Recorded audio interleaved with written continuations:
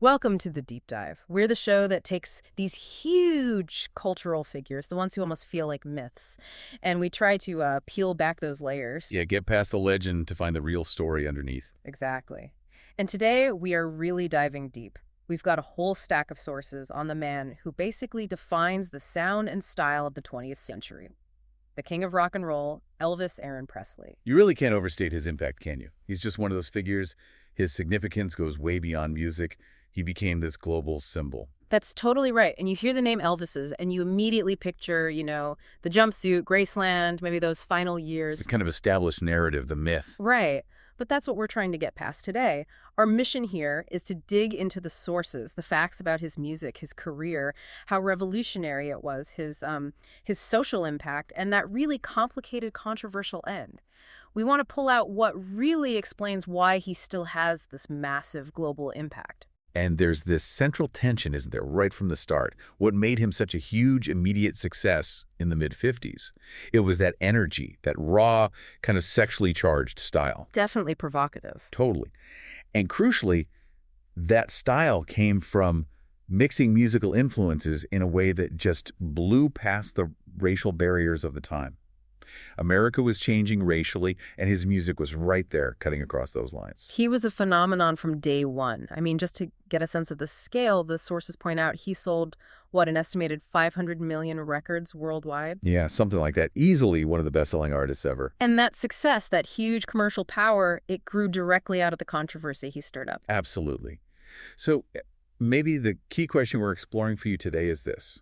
How did this guy, who started out so raw, so authentic, frankly, so dangerous to the establishment. Genuinely shocking, yeah. How did he end up becoming this, curated, kind of isolated figure, a symbol of excess almost? Both the American dream, yes, but also American gluttony. It's complicated. It really is. So let's unpack that whole journey. We need to start back in the Deep South, in pretty extreme poverty. Okay, so let's set the scene. Tupelo, Mississippi. Elvis Aaron Presley is born there January 8th, 1935. It's a tough beginning. His identical twin brother, Jesse Garin, was still born just, 35 minutes earlier. Yeah. And that loss, it apparently haunted him, and especially his mother, Gladys, their whole lives. That background, the hardship, the family intensity, Mm-hmm. is absolutely key. The sources all emphasize how incredibly close he was to his parents, Gladys and Vernon. Almost, codependent. They really struggled financially, didn't they? Relying on government help. Yeah, and his father, Vernon, actually did time. He spent 8 months in prison for altering a check, just trying to make ends meet, presumably. Yeah. So you've got poverty, the Deep South setting, intense family bonds, strong religious faith. That's the world he comes from. And that faith is where the music starts, right? His first real musical inspiration came from the Assembly of God church services. Definitely. But he also started exploring other sounds. He'd go to these all-night gospel singings downtown. Oh, right. Those events where white gospel groups performed, but the music itself was heavily influenced by African-American spirituals. Exactly. It's this kind of hybrid thing. Even with the strict segregation back then, the music itself was already crossing lines. Then the family moves to Memphis when he's 13, and that's where things really start to accelerate musically. They do, although apparently he got teased a bit in high school, for playing hillbilly music or being a mama's boy. Funny, considering what he became. But he started getting noticed, didn't he? He won that school talent show in '53. Yeah, the Hume's annual minstrel show. He sang, "Till I Waltz Again With You." So he was finding his voice, finding an audience bit by bit. But the really crucial thing was how he soaked up the Memphis soundscape. He was constantly listening to the radio, wasn't he? Stations like WDIA. Oh, absolutely. WDIA was huge. It played what they called race records, spirituals, blues, R&B. He was hearing all of it. And he was directly inspired by local black musicians like Arthur Crudup. He wasn't just a casual listener then. No. He was absorbing everything deeply. Which leads him naturally to Sam Phillips and Sun Records. Right. So in '53 and '54, he makes these first recordings, just a couple of acetate discs. He said they were a gift for his mother. But the biographers think differently. Well, Peter Grolnick, his major biographer, strongly suggests he was hoping to get noticed. And Sam Phillips. Phillips had this vision, didn't he? He famously said something like, if I could find a white man with the Negro sound and the Negro feel, I could make $1 billion. Wow. And then July 5th, 1954. That's the date. That's the legendary moment. He's in the studio with Scotty Moore on guitar and Bill Black on bass. The session's not really working out. They're kind of packing it in. And then what happens? Elvis just spontaneously launches into this fast, upbeat version of Arthur Crudup's blues song from '46. That's all right. Just messing around. Pretty much. The sources say he was jumping around and acting the fool. But Phillips hears it from the control room and just knows.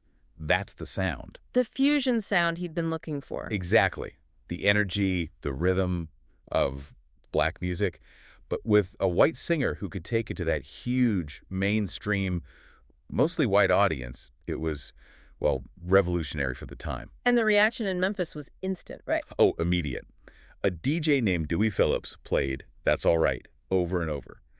And here's a telling detail. People were calling in asking who the singer was. Dewey Phillips actually had to interview Elvis live on air and ask him which high school he went to. Just to prove he was white.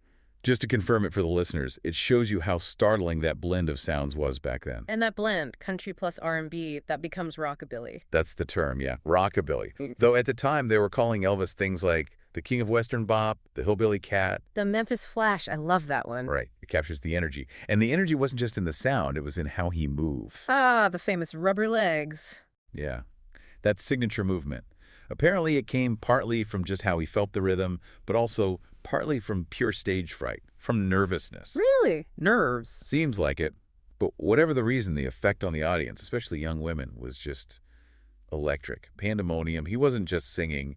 He was living the rhythm. But not everyone bought in immediately. The Nashville establishment. Right, the Grand Ole Opry. Yeah. He played there in October '54, and they basically told him, thanks, but no thanks. Said he was not bad, but didn't fit their traditional country vibe. So he went somewhere else. Smart move. He switched to the Louisiana Hayride. It was more adventurous musically, and crucially, it was broadcast on nearly 200 radio stations across 28 states. Yeah. Massive reach. It must have been the tipping point. It really was. He was getting too big for the regional scene, and that's when Colonel Tom Parker steps fully into the picture. Late 1955, Parker brokers this deal. The big one. Huge for the time, $40,000. RCA Victor, the biggest label around, buys out Elvis's Sun contract. That was the moment he went from Memphis sensation to national, soon-to-be global phenomenon. Once RCA took over, things just exploded. It went from fast to, like, light speed. The timing was perfect, wasn't it? January 56, that first RCA single, Heartbreak Hotel. Yeah, a bit moodier, darker than the Sun stuff. And boom, #1 hit. RCA sold, what do the sources say, 10 million Elvis singles in that first year alone. 10 million. In 1956, dollars in context. Incredible. And it wasn't just singles. That first album, Elvis Presley, March '56. First rock and roll album ever to top the Billboard chart, right? Held it for 10 weeks. That's the one. And the cover image, him with the guitar, mid-song. Yeah. That became the image of this new music. Even though he mostly played rhythm, the guitar became symbolic. But with that massive success came the backlash. Oh, big time. The moral panic. His TV appearances were just scandalous for a lot of people. The flashpoint was really the Milton Brittle Show, June 5th, 1956. That's the infamous hound dog performance. That's the one. Yeah.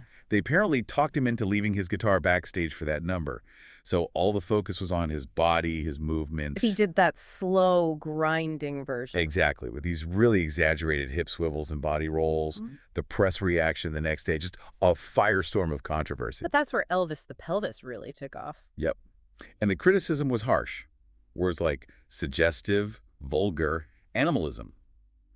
They said his act belonged in dives and bordellos. Wow. So the establishment saw him as a genuine threat. Absolutely, a moral threat. It got so intense that after one show in Wisconsin, someone actually sent a message to J. Edgar Hoover at the FBI. The FBI, seriously. Seriously, warning that Elvis was a definite danger to the security of the United States because his dancing could rouse the sexual passions of teenage youth. A national security threat because of dancing. That's unbelievable. But the controversy just made him bigger with the kids, didn't it? Totally. It was the classic forbidden fruit effect. Yeah. Which led to that weird situation with Ed Sullivan. Ugh, the waist-up controversy. Sullivan initially said Elvis was unfit for family viewing. But then the ratings spoke louder than the morals. He paid Elvis an unheard of $50,000 for 3 appearances. And the legend is they only filmed him from the waist up. Is that actually true? Well, the sources say he was shown full body on the first appearance, But the fact that the idea of censoring his hips became such a huge national discussion just shows the impact he was having. And people watched that first Sullivan show. Huge numbers. Massive. An estimated 60 million viewers, something like 82% of the entire TV audience at the time. It was a cultural event. As one historian put it, he symbolized this new, powerful, integrated youth culture. Exactly. The kids got him because the adults hated him. He represented their rebellion. And while all this is happening, Hollywood comes calling. Instantly. Love Me Tender came out in November '56. Critics hated it, of course. Seems like a theme. Yeah. But audiences loved it. And from then on, he got top billing in every movie. The money machine was just unbelievable. End of '56, merchandise alone brought in $22 million. That's separate from record sales. He was basically propping up RCA Victor single-handedly at that point. Pretty much. Right. Over 50% of their single sales in his first full year. He wasn't just a star, he was an economic engine. Okay, but we need to touch on something less glamorous here. The songwriting royalties situation. That was Colonel Parker's doing, right? Yeah, this was pure Parker pragmatism, or maybe ruthlessness.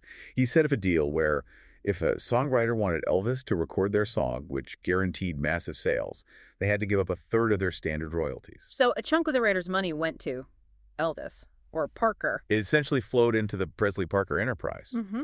And it meant Elvis got co-writing credits on massive hits like Heartbreak Hotel, Don't Be Cruel, even though he didn't actually write them. Wow, that feels ethically murky. It definitely prioritized the business over the art. And it set a pattern that would really dominate his career later on, especially in the '60s. And then right at the absolute peak of all this madness, fame, controversy, money, Uncle Sam calls. Yep. March 24th, 1958, Elvis Presley is drafted into the U.S. Army. A huge moment. He ends up serving 2 years, makes sergeant, stationed mostly in West Germany. And Parker saw this as an opportunity, didn't he? Oh, the colonel was brilliant strategically. He talked Elvis out of joining special services where he could have just kept performing for the troops. No, Parker wanted him to be a regular GI, do the hard yards. Why? To clean up his image. Exactly. To swap Elvis the Pelvis, the rebel, for Elvis the Patriot, the good soldier doing his duty. And largely it worked in terms of public perception. But that period also brought terrible personal news. His mother, Gladys. Yeah, that was devastating for him. August 1958. While he's on leave from the Army, she dies of heart failure. She was only 46. And they were so incredibly close. Unusually close. The sources are really clear on this. Elvis was shattered. Many biographers say he was just never the same after losing her. A huge emotional blow. Yet somehow his career didn't stall while he was away for 2 years. No, Parker and RCA were smart. They'd stockpiled unreleased recordings. They kept releasing singles steadily throughout his service. So he stayed on the charts. Consistently. Mm-hmm. He had 10 top 40 hits between being drafted and getting discharged. It proved he wasn't just a flash in the pan. The magic could survive a 2-year absence. Okay, so March 1960, Elvis is honorably discharged. He comes back to a career that, amazingly, is still red hot. Yeah, that first single back, Stuck on You, they rushed it out and bam, straight to #1. But the music after the Army, it shifted, didn't it? There was a kind of duality. There really was. That first album back, Elvis is Back. From 1960, it had this raw, bluesy edge. Critics loved it. Some even called it menacing, like his early stuff. But that didn't last. No. Almost immediately, Colonel Parker steered him towards safer territory. The Nashville sound was taking over, smooth, polished, definitely not threatening. Think of the album, Something for Everybody from '61. One source calls it a pleasant, unthreatening pastiche. And that safer sound became the soundtrack to the movie years. Exactly. The '60s, for Elvis, were pretty much all about Hollywood. Parker pushed him into making movie after movie. Formulaic musical comedies, mostly. Modest budgets, but guaranteed profit. How many did he make in that stretch? 27 films in about 7 or 8 years. It was relentless. Hal Wallace, one of his main producers, famously said an Elvis movie was the only sure thing in Hollywood. An assembly line. Pretty much. But it killed his music, artistically speaking. The movies were mostly terrible, critically speaking. One review called the whole output a pantheon of bad taste. Ouch. And the soundtrack suffered too. Terribly. They were just collections of songs written quickly, often badly, just to fit flimsy plot points. The quality just went downhill. Progressively worse, is how one source puts it. And Elvis himself apparently hated a lot of those songs he had to sing. You can see it in the charts, right? He wasn't having big hits like before. Barely any. Yeah. Between '64 and '68, he only had one top 10 hit. and that was Crying in the Chapel, a gospel song recorded earlier but released in '65. He was becoming irrelevant in pop music. But the gospel music that remained important to him. Oh, absolutely. It's ironic, isn't it? His pop career was fading, but his second gospel album, How Great Thou Art from '67, it sold well and won him his first Grammy, Best Sacred Performance. So even when he was trapped making bad movies, that spiritual side of his music was still getting recognized. Definitely. The sources consistently say he was arguably the best white gospel singer of his generation. He is clearly where his heart often was, even if Parker wouldn't let him focus on it. And during this Hollywood phase, he gets married. Right. May 1967, marries Priscilla Bewley in Vegas. They'd known each other for years since his Army days.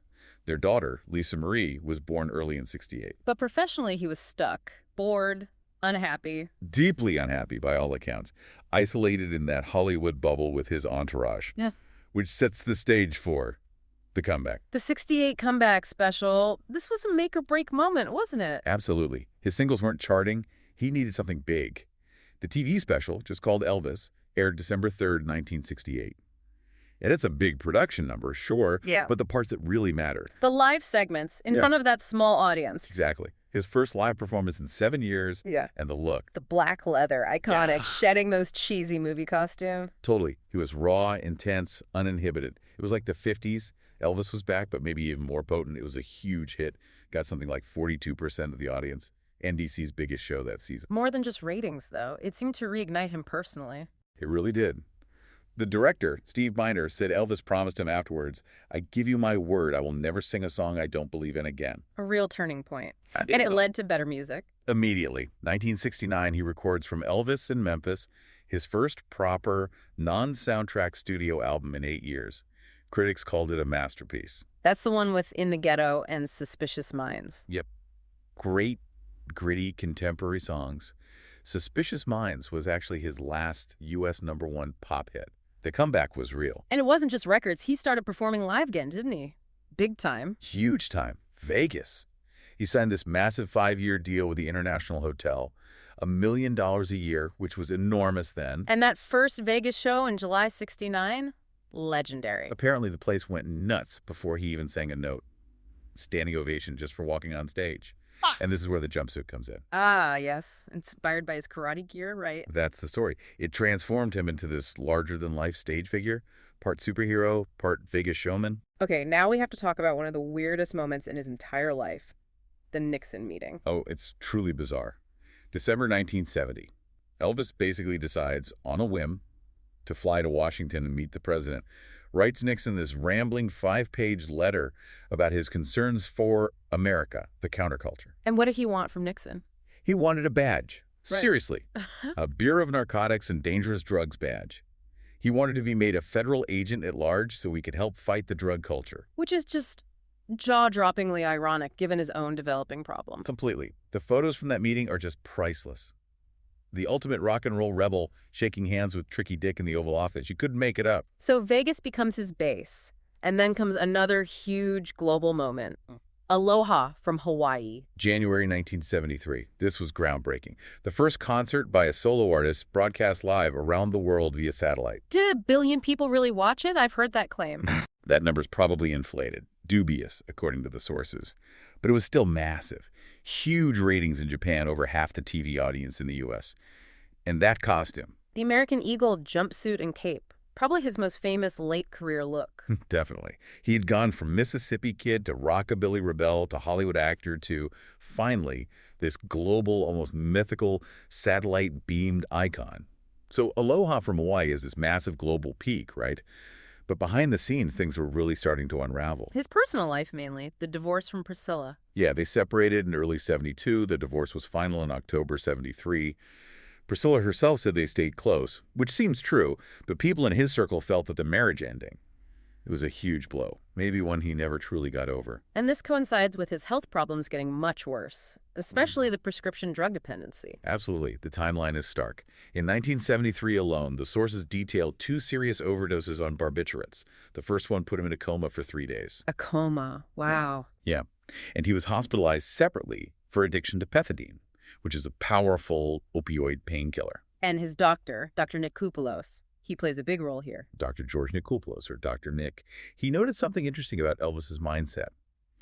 Elvis apparently felt that because he was getting these drugs from a doctor, prescribed, he wasn't like a common everyday junkie. It gave him a justification, a shield almost. Exactly. And this is where we hit that term, polypharmacy. It wasn't just one drug. It was the dangerous combination of multiple prescribed medications, uppers, downers, painkillers. A cocktail that was destroying him, even if he thought it was legitimate medicine. But even with all this, the comas, the addiction, he kept working. Colonel Parker kept him on the road. Unbelievably, yes. 1973, the year of the overdoses, was his busiest concert year ever. 168 shows. He was being pushed relentlessly while his body was failing. That must have been brutal to watch. By 1974, his condition on stage was apparently shocking. People who worked with him described him as grossly overweight, slurring his words, sometimes barely able to remember lyrics or get through the shorter shows. There are some really sad stories from that time, aren't there? Yeah, one musician recalled him literally falling out of his limo before a show. It sounds like the last few years were just incredibly difficult, physically and mentally, performing almost on autopilot. And CDS filmed him near the end for that Elvis in Concert special. They did in June 1977, just weeks before he died.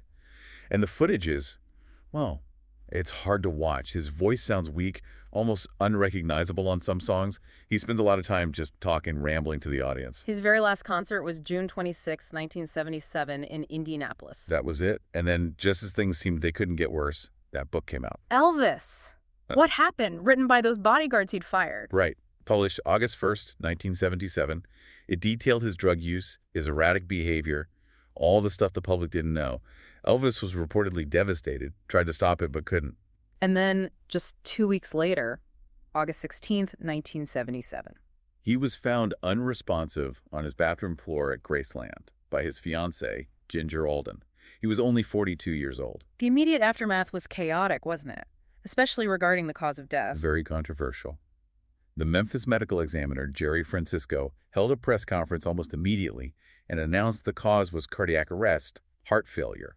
And he explicitly stated drugs played no role in Presley's death. Which seemed unbelievable even then, given the rumors in the book. Exactly. And it turned out to be completely wrong. The official toxicology reports came out a couple of months later. They found 14 different drugs in his system, 10 of them in significant quantities. 14. So polypharmacy was the likely cause, or at least a major factor. It strongly suggested that yes, the sheer number and combination of drugs likely contributed significantly to his heart failure. Francisco was heavily criticized for making that announcement before the autopsy and toxicology were even finished. And what about Dr.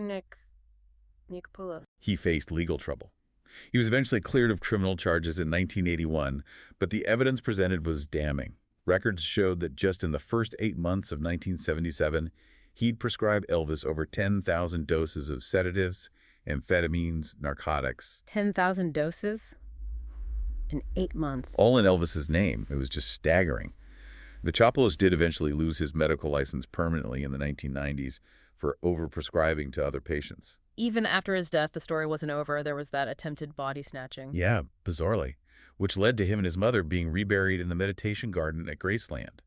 And then Graceland itself opens to the public in '82. Becomes a huge tourist attraction, second only to the White House, right? That's right. It sort of cemented this sanitized official image of Elvis the King in his castle. Yeah. Which exists alongside, those persistent, completely baseless conspiracy theories that he faked his death. Those never seem to go away. So we've traced the whole arc, the rise, the fall, the tragic end. But let's circle back to the artist behind the icon. People sometimes forget he was a real musician. He absolutely was. He played rhythm guitar, especially on those early Sun records. He could play bass. And he was actually a pretty decent piano player. Didn't he play piano on some of his recordings? He did, like on Old Shep back in '56. And much later, one of his last powerful performances was singing Unchained Melody while playing the piano himself. He even played lead guitar on Are You Lonesome Tonight? And he couldn't read music, right? Played entirely by ear. Completely by ear. Which speaks to his incredible musical memory and intuition. He was deeply involved in producing his own sound, especially early on. But the voice, that was the main instrument, and it was extraordinary. Truly unique. The critic Henry Pleasance described it really well. A high baritone, but with this incredible range over 2 octaves plus falsetto. And it wasn't just the range, was it? It was the quality, the emotion. Exactly. Pleasance talked about its emotional range, how it could go from a tender whisper right down to shouts, grunts, grumbles, and sheer gruffness. That versatility let him tackle so many styles. Which brings us back to that fascinating contradiction, the Grammys. Right. He was nominated 14 times for competitive Grammys, but he only won 3.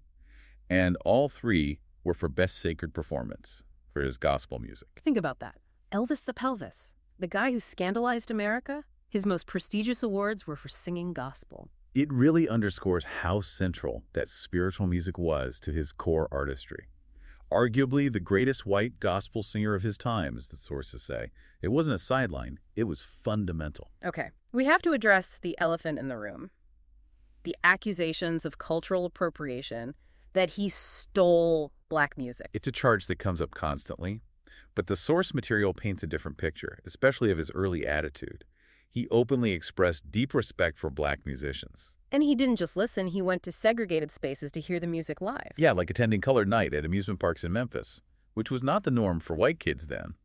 Initially, the black community in Memphis actually praised him for his openness and his sound. What about that awful quote attributed to him, the buy my records and shine my shoes thing? That rumor started circulating in 1957. It was incredibly damaging. But a black journalist named Louis Robinson investigated it thoroughly at the time for JT magazine. He found 0 evidence Elvis ever said it. Everyone he spoke to, black and white, who knew Elvis, insisted he was absolutely not racist and deeply respected his influences. And key black artists defended him too, didn't they? They did, forcefully. Yeah. Jackie Wilson said basically all black solo singers copied stage moves from Elvis. And Little Richard, a founding father of rock and roll himself, was unequivocal. He called Elvis an integrator, a blessing. He said they wouldn't let black music through. He opened the door for black music. That's powerful testimony. It frames him less as a thief and more as a bridge, an amplifier in a segregated world. I think that's a fair reading of the evidence, yeah. His genius was partly in that integration, making it impossible to ignore these sounds. Now, looking at the legacy in terms of numbers, it's just staggering. The records he holds are ridiculous. Most albums on the Billboard 200 chart, 129 of them. Most gold albums certified by the RIAA 101. That's almost double the next artist. Most #1 singles in the UK too, right? 21 of them. Yeah, his chart dominance, even posthumously, is just immense. And the respect from other giants. Leonard Bernstein called him the greatest cultural force in the 20th century. John Lennon said, "Nothing really affected me until Elvis." Bob Dylan compared hearing him for the first time to busting out of jail. High praise. Plus, the official honors Grammy Lifetime Achievement at just 36, the Presidential Medal of Freedom. And he's still selling. Those remixes, like A Little Less Conversation in 2002, topping charts worldwide decades after his death. Plus the ongoing films, that big Baz Luhrmann biopic in 2022 was huge. Second highest grossing music biopic ever, yeah. And there's another concert film or documentary coming out soon. The fascination just doesn't quit. So when you try to sum him up, he embodies this massive American contradiction, doesn't he? Totally. The ultimate American dream story, rags to unimaginable riches, but also the ultimate cautionary tale about excess, isolation, the dark side of fame. The fried peanut butter and banana sandwiches have almost become shorthand for that latter part. Sadly, yeah. The Elvis sandwich. It's that gluttony symbol. There's that great quote from Grail Marcus trying to capture all the facets. Oh, yeah, that's brilliant. He called Elvis a great artist, a great rocker, a great purveyor of schlock, a great bore, a great symbol of potency, a great ham, a great nice person, and yes, a great American. He really was all of those things, wasn't he, simultaneously? He contained multitudes, incredible talent and deep flaws, all wrapped up in one revolutionary package. So we've traced this incredible journey, from deep poor Tupelo to igniting rockabilly, shocking the nation, becoming a movie star, fading, then that huge comeback, and finally that tragic, complicated decline and death. It's just a monumental American story. It truly is. Fame, art, commerce, race, addiction. Yeah. It's all in there. And that duality we keep hitting on, the sacred and the profane, the innovator and the purveyor of schlock, that's key to why he lasts. Right. So maybe here's the final thought for you, the listener, to take away. We know his biggest awards came for his gospel music, his spiritual side. But his initial fame, his whole breakthrough, depended entirely on that controversial, sexy blues and country fusion, the innovator who broke the rules. So looking ahead, what aspect of Elvis do you think will ultimately keep him relevant for the next 100 years? Hmm. Is it the soulful spiritual singer, the one who won the Grammys? Or is it the chaotic, hip-shaking rock and roll pioneer who changed everything? Which Elvis truly endures. Something to ponder next time you hear that voice.